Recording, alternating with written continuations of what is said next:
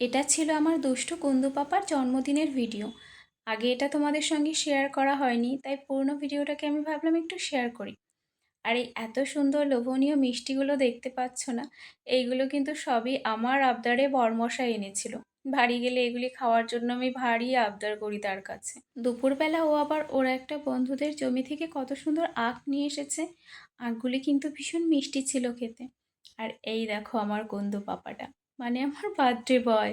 যারা কল্যাণীতে থাকো তারা ভালো করেই জানো, আইটিআর মোড়ে সেই বিখ্যাত কটবেল মাখা দারুণ টেস্ট কিন্তু হয় এটা খেতে।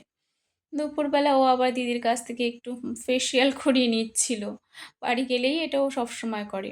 আমি আর দিদি বিকেলবেলা একটু বাজারে গেলাম, ভাবলাম পাপার জন্য কিছু নিয়ে আসবো। তো পাপার জন্য কেনাকাটার পাশাপাশি আমাদের দুষ্টু ঈশানীর জন্যও কিন্তু দুটো জামা কিনে পাঠিয়েছিলাম আমি বাড়িতে। আর এই দেখো আইটিআই প্যান্ডেলটা, কতটা বড় হয়েছে প্যান্ডেল।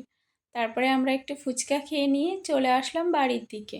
পাপার এবার 2 বছর হতে চলবে, কিন্তু এর আগের বছর জন্মদিনে আমরা ছিলাম না। আর এই বছর বাড়িতে ছিলাম, তাই জন্মদিনটা একটু ছোট করেই সেলিব্রেশন করা হয়েছিল।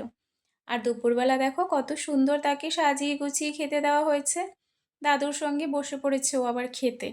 আর খাবারের এত আয়োজন থাকা সত্ত্বেও বেছে বেছে সে কিন্তু ওই দইটাই খাবে, কারণ ওটা কিন্তু ওর ভীষণ প্রিয় খাবার।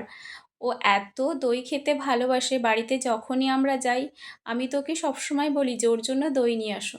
শুধু দই নয়, ও কিন্তু ফাস্টফুড খেতেও ভীষণ ভালোবাসে।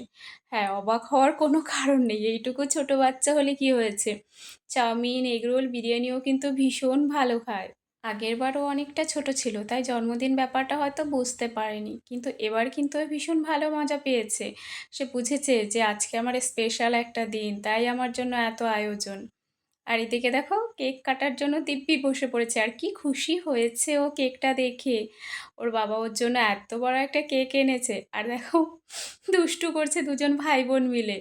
আর সে তো একাই 100 মোমবাতিতে ফু দেওয়ার জন্য।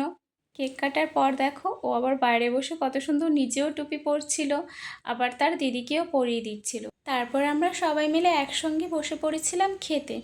আর ওই সময় যেহেতু আমার জ্যাঠা শ্বশুর মারা গিয়েছিল, তাই সমস্ত খাবারে নিরামিষই রাখা হয়েছিল। আমার শ্বশুর মশাই দেখো কুন্দু পাপার জন্য সর্বদা দই মিষ্টি ঘরে এনে রেখে দেয়।